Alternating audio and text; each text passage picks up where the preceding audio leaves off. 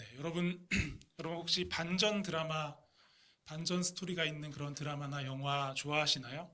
네, 뭐 저는 그런 거 안 좋아해요. 이렇게 얘기하시는 분들도 있겠지만 사실 우리가 즐겨보는 영화나 드라마들을 잘 살펴보면 그 스토리 그리고 중간중간에 펼쳐지는 이야기들을 보면 대부분이 다 반전이 있는 그런 스토리입니다.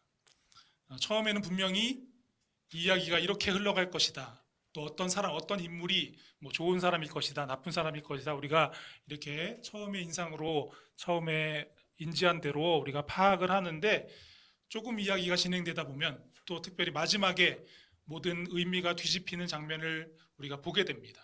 그런 것들을 보면서 우리가 은근히 답답했던 마음이 시원해지기도 하고 또 내가 붙잡고 있던 그런 기준, 나의 생각이 틀렸었구나. 그 사실을 새삼 깨닫게 되기도 합니다. 이렇게 반전 스토리에는 우리가 당연하다고 믿었던 판단 기준을 한 번에 다 뒤엎어 놓는 그런 힘이 있죠. 오늘 예수님의 말씀도 그렇게 들리지 않습니까? 우리는 보통 복을 삶에서 누리는 좋고 만족할 만한 행운, 거기서 얻는 행복이다라고 그렇게 생각을 합니다. 그래서 사람들이 칭찬해주고 또 우리의 상황이 잘 풀리고 마음이 편안하면 내가 복을 받았구나, 복이 있구나. 또 누군가가 그렇게 된다면 그런 사람들을 향해서 참 복이 있다 이렇게 얘기를 합니다. 그런데 예수님은 오늘 말씀을 통해서 전혀 다른 선언을 하고 계십니다. 인자로 말미암아 사람들이 너희를 미워하고 멀리하고 욕하고 너희 이름을 악하다 하여 버릴 때 복이 있도다. 반대로 모든 사람이 너희를 칭찬하면 화가 있다. 이렇게 말합니다. 이 한 가지뿐만이 아니라 몇 가지를 오늘 말씀 속에서 그렇게 얘기하고 계시죠. 여러분 오늘 이 말씀을 들으면 자연스레 질문이 생깁니다. 예수님이 말씀하시는 복이 그렇다면 우리가 흔히 말하는 그런 행운이나 우리의 기분이 좋아지고 마음이 좋아지는 상태 그것과 같은 게 아니었던 것인가? 혹시 우리가 성경에 복이 있나니를 우리의 기준으로 세상에서 말하는 행복 정도로 생각하면서 오해하고 있었던 것은 아닐까? 그래서 우리가 이 말씀을 정확하게 제대로 이해하려면 먼저 예수님이 사용하신 이 복이라는 단어가 오늘 이 말씀 속에서 어떤 의미로 쓰였는지를 좀 확인할 필요가 있습니다. 우리는 지금 복이 있다, 복되다라고 이렇게 이해하잖아요. 우리말 성경을 통해서. 그런데 주님께서 어떤 단어를 사용하시는지 보면 신약 성경이 기록된 헬라어로 마카리오스라는 단어를 사용하고 있습니다. 복이 있다라는 게 마카리오스, 헬라어로 마카리오스라는 단어예요. 여러분 이것은 단지 행복을 느끼는 상태를 의미하는 단어가 아닙니다. 그러니까 우리가 생각하는 것과 다른 거죠. 하나님의 관점에서 옳고 바르고 좋은 것을 의미하는 겁니다. 그리고 이 단어는 사실 구약 성경에 기록된 히브리어 아쉐르라는 단어에서 헬라어로 번역된 단어인데요. 이 아쉐르라는 단어의 뜻은 하나님이 정하신 올바른 길 위에 서 있는 상태에서 오는 그런 만족, 그런 어떤 감정, 느낌, 이것을 말하는 겁니다. 그러니까 잘 묵상해 보면 우리가 흔히 사용했던 복이 있다, 저 사람 참 복이 있다, 나는 복 있는 것 같아 이렇게 사용했던 그 복과는 조금 의미가 다르다라는 것을 우리가 깨닫게 되는 거죠. 사람들은 저마다 좋다고 여기는 것을 많이 소유할 때 복받았다라고 복이 많다라고 생각합니다. 그리고 무엇이 복인지를 규정하는 사람들의 기준이 크게 다르지가 않아요.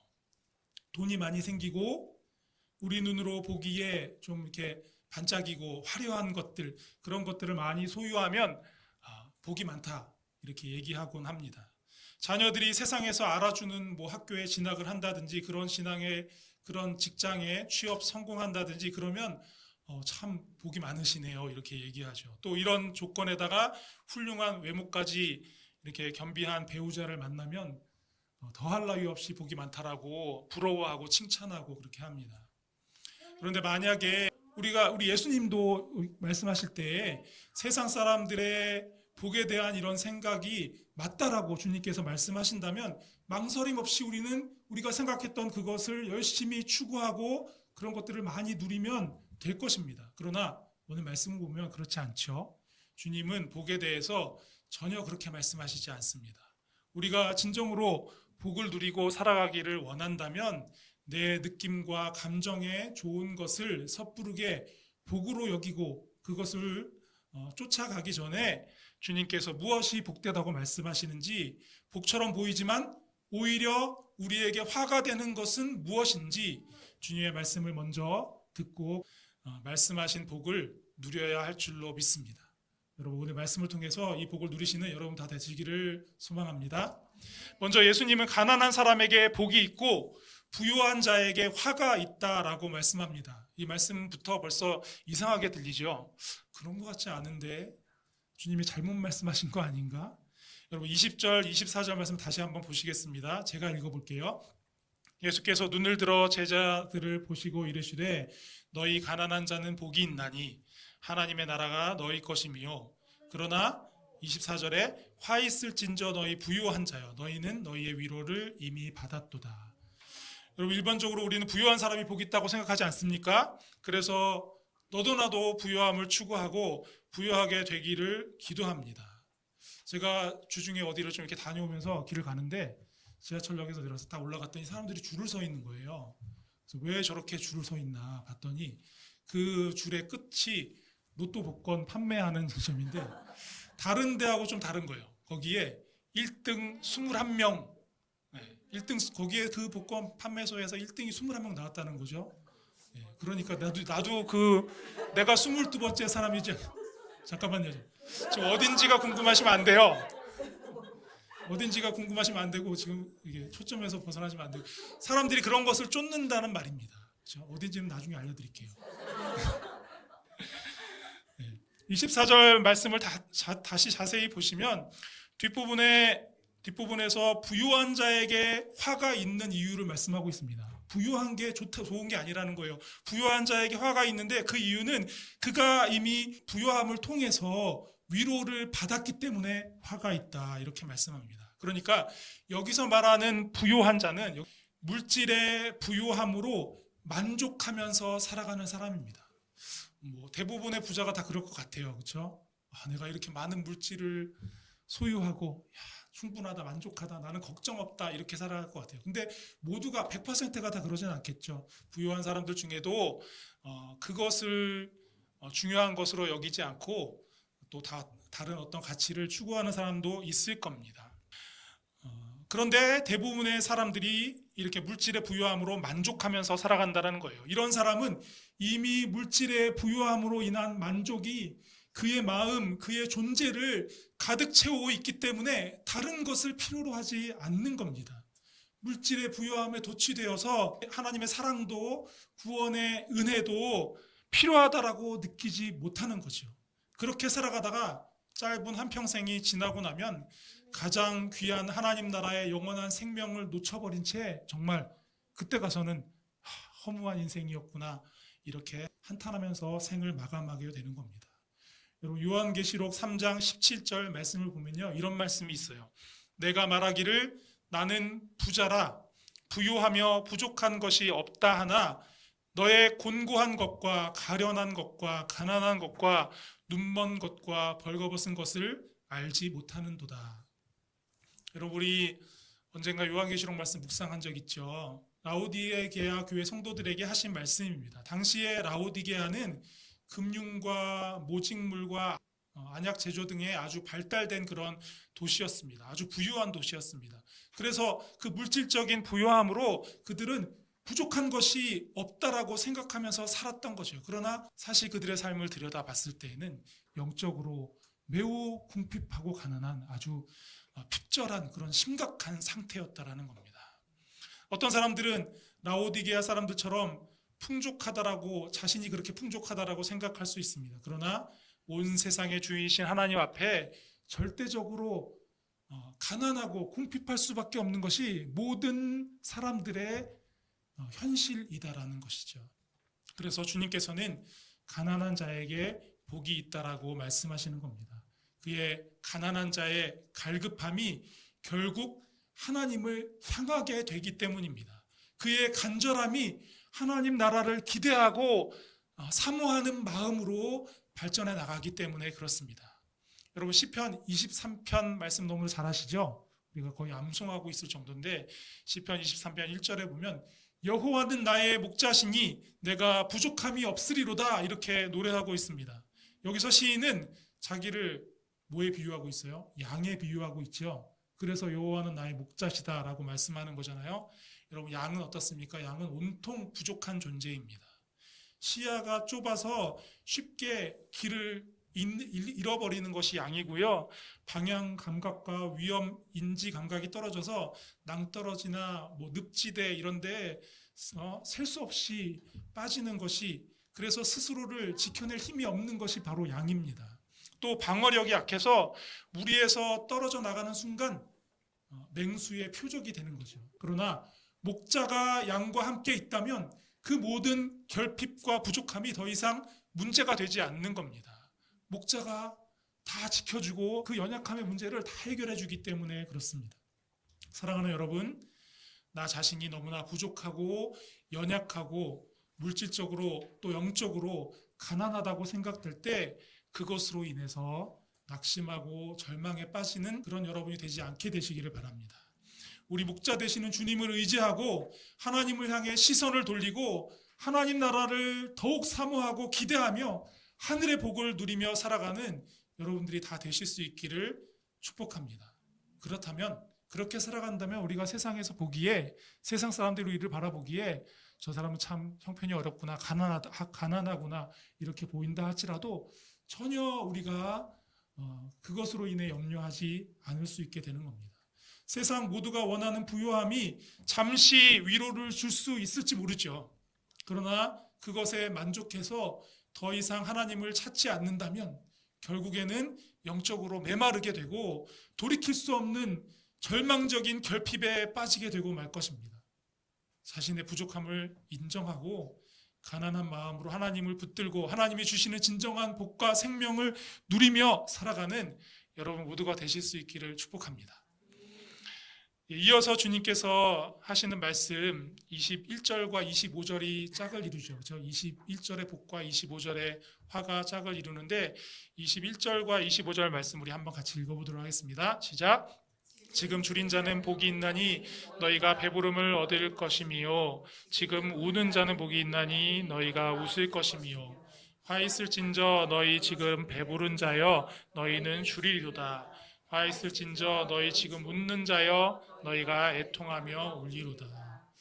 주님은 지금 배부른 자가 결국에는 지금은 배불러서 너무 좋은 상태이지만 결국에는 머지않아 굶주리게 될 것이기 때문에 지금 배부른 자가 화가 있다 이렇게 말씀하고 있습니다.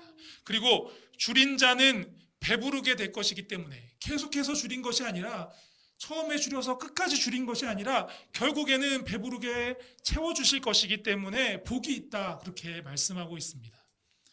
여러분 이거 오해하시면 안 돼요.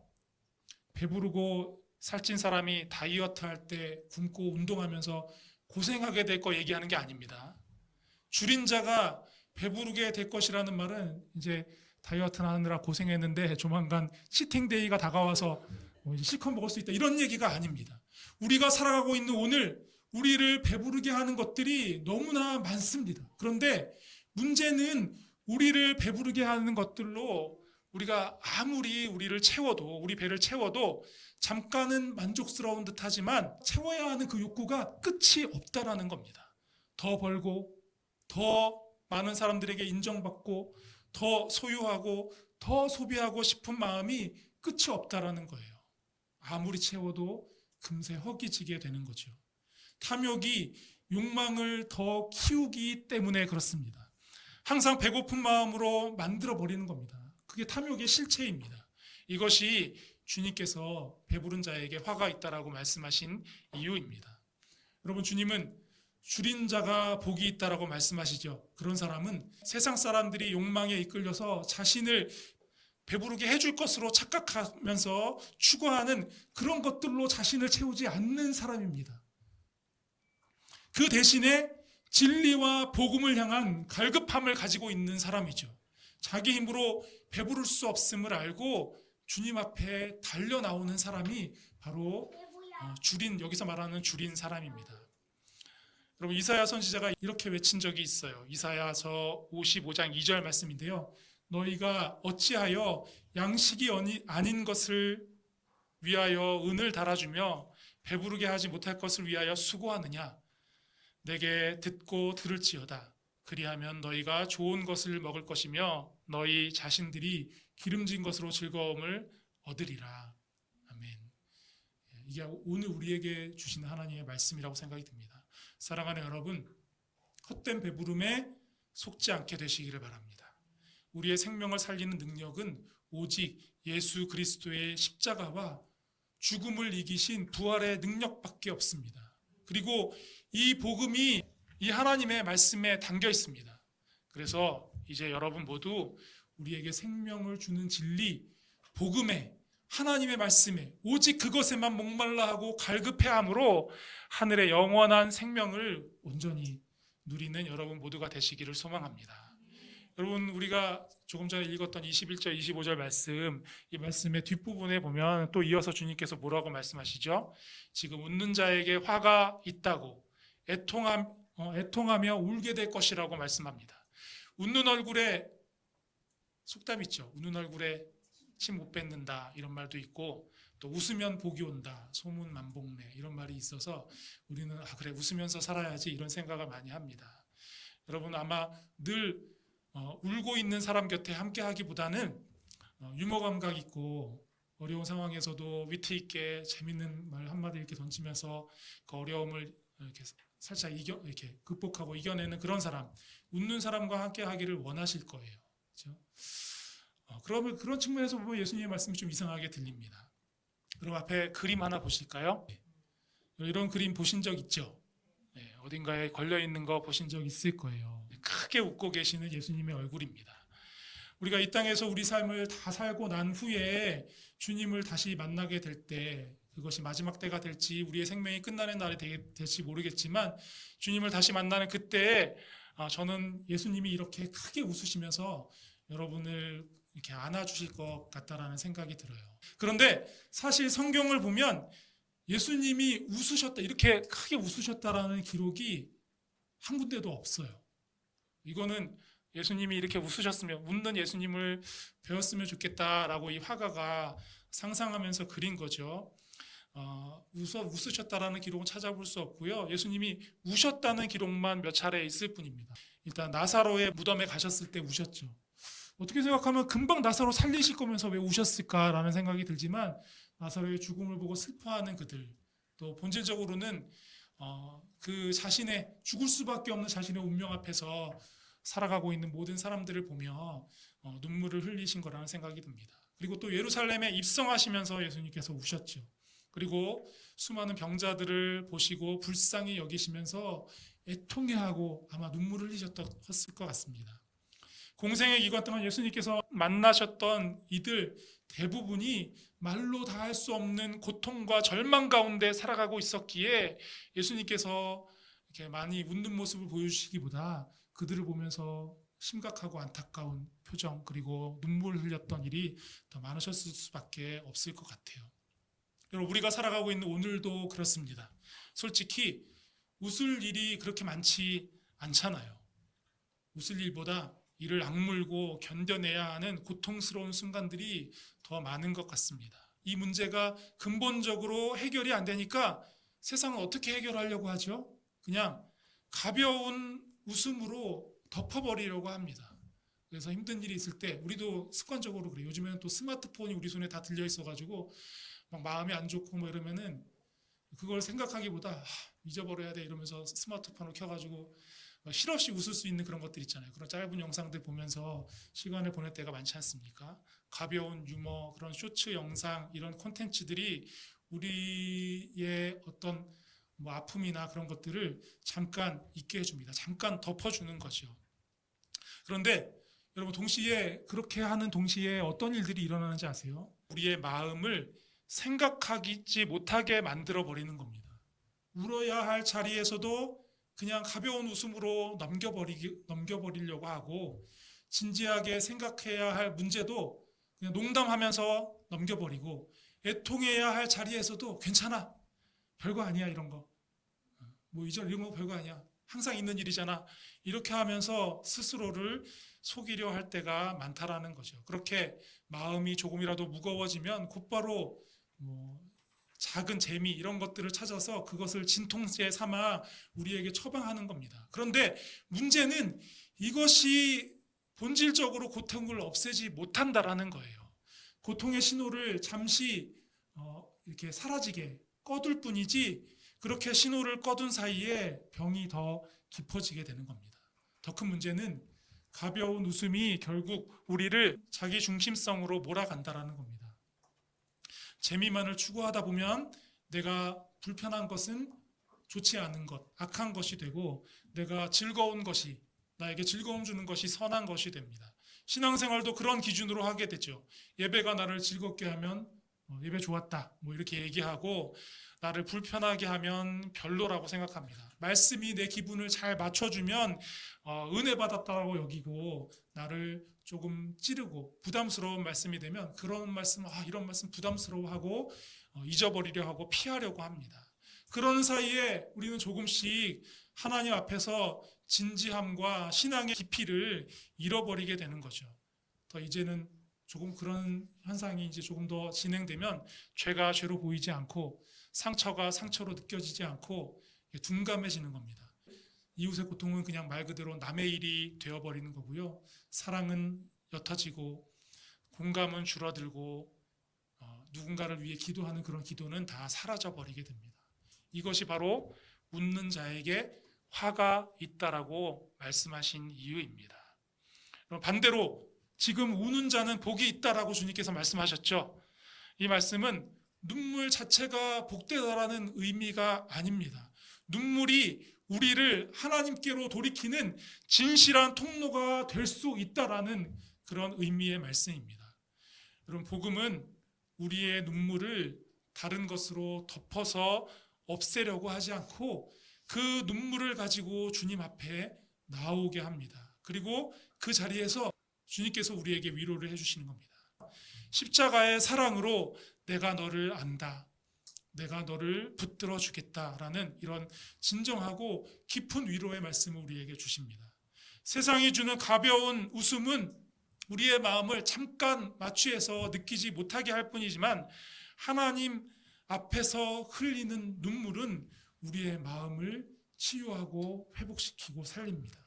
그래서 주님은 지금 웃는 자에게 깊은 진실을 잃지 말라라고 경고하시고 지금 울고 있는 자에게 하나님의 위로를 통해서 기쁨의 웃음을 얻게 될 날이 반드시 오게 될 것이다 라고 그렇게 반전의 복을 약속해 주시는 겁니다. 여러분, 시편 126편 말씀을 보면은요 5절과 6절에 이렇게 노래합니다. 눈물을 흘리며 씨를 뿌리는 자는 기쁨으로 거두리로다. 울며 씨를 뿌리러 나가는 자는 반드시 기쁨으로 그 곡식단을 가지고 돌아오리로다. 아멘. 사랑하는 여러분 모두 거짓 웃음으로 잠시 마음을 달래는 그런 삶을 살아가는 것이 아니라 하나님 앞에서 진실된 마음으로 울고 주님과 함께 복음으로 인해 함께 영원히 웃는 그런 삶으로 나아가게 되시기를 축복합니다. 여러분, 마지막으로 예수님께서 분명한 길을 제시해 주는 말씀이 있는데요. 22절과 26절 말씀 한번 마지막 네 번째 말씀인데 읽어보도록 하겠습니다. 시작. 인자로 말미암아 사람들이 너희를 미워하며 멀리하고 욕하고 너희 이름을 악하다 하여 버릴 때에는 너희에게 복이 있도다. 모든 사람이 너희를 칭찬하면 화가 있도다. 그들의 조상들이 거짓 선지자들에게 이와 같이 하였느니라. 여러분, 세상 기준으로 보면 완전히 뒤바뀌어 버린 그런 말씀처럼 들립니다. 우리는 보통 많은 사람들에게 칭찬받는 삶을 복으로 여기고 미움받는 삶을 불행이라고 생각하잖아요. 그런데 주님은 왜 반대로 말씀하시는 걸까요? 여러분, 26절 말씀 보십시오. 모든 사람이 너희를 칭찬하면 화가 있도다라고 말씀합니다. 칭찬이 왜 나쁘겠어요? 그렇죠? 칭찬받는 게 왜 좋지 않은 일이겠습니까? 문제는 모든 사람, 그렇죠? 모든 사람이라는 표현입니다. 모든 사람, 다시 말해서 누구에게도 거슬리지 않는 말, 누구에게도 불편과 도전을 주지 않는 그런 메시지, 회개도 십자가도 없이 복만 외치는 그런 말씀, 듣기 편한 말을 하는 것, 그것을 얘기하는 겁니다.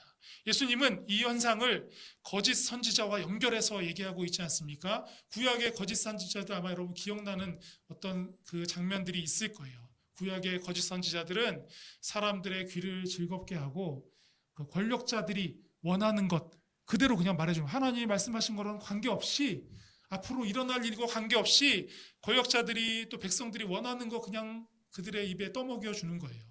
불편한 진실은 피해가고 하나님의 말씀을 위로라는 이름으로 그냥 포장해서 자기 마음대로 포장해서 결국 사람들을 멸망의 길로 인도해 버리게 되는 겁니다. 그래서 그들의 조상들이 거짓 선지자들을 칭찬했던 것처럼 모든 사람이 칭찬하는 삶을 우리가 살아가려고 한다면 그것은 결국 화가 될 수밖에 없다라는 거죠. 그리고 사실은 불가능한 거죠.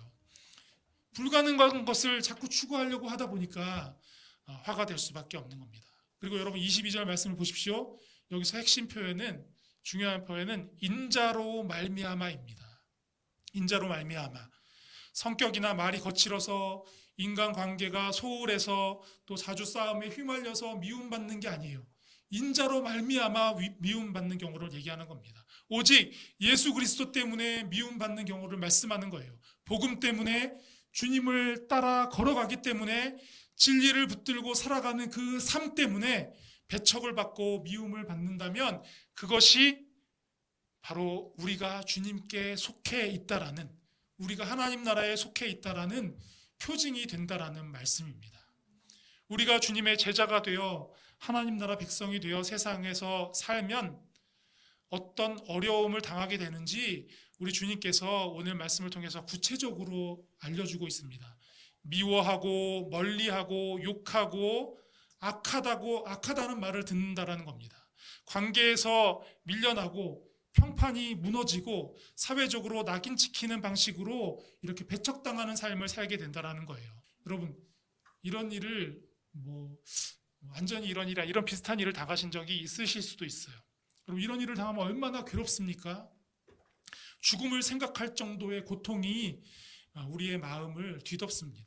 그런데 주님은 이런 일을 당할 때 오히려 우리가 복이 있다라는 사실을 기억하라고 말씀합니다. 주님께서 그런 길을 걸으셨으나 승리하셨고 하나님께서 세우시는 영광의 자리에 결국에 서셨기 때문입니다.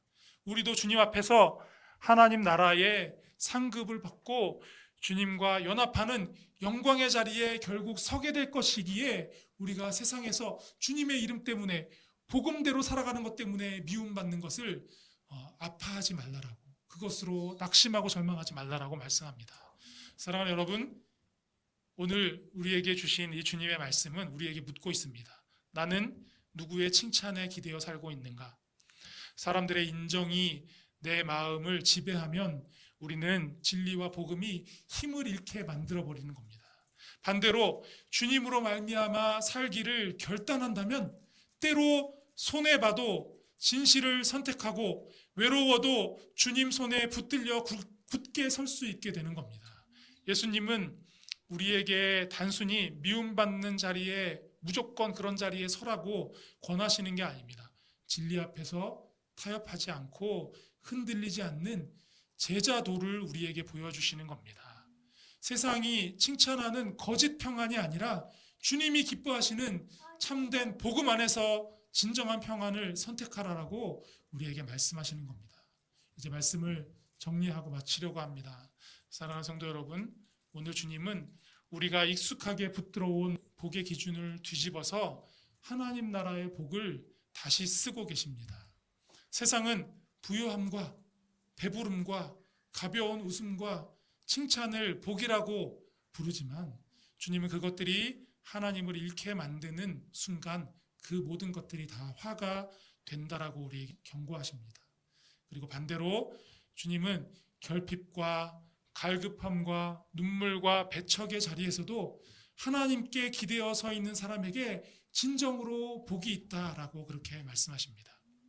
그러므로 우리의 질문은 하나죠. 나는 무엇을 복이라 부르며 살고 있는지 점검해야 하겠습니다. 나를 채우는 것이 세상의 배부름인지 복음에 대한 갈급함인지 돌아봐야 하겠습니다. 그리고 우리가 결단하기 원합니다. 주님, 헛된 배부름에 우리의 삶을 내려놓지 말고 진리이신 주님께 목마르게 하여 주시옵소서. 사람의 칭찬이 아니라 주님의 기쁨을 선택하게 하여 주시옵소서. 사랑하는 여러분 모두 이렇게 기도하며 다시 쓰는 하나님 나라 복을 함께 배우고 익히고 그 복으로 살아내며 세상에 이 진정한 복음을 증언하는 그런 공동체로 살아갈 수 있게 되시기를 우리 주님의 이름으로 축복합니다.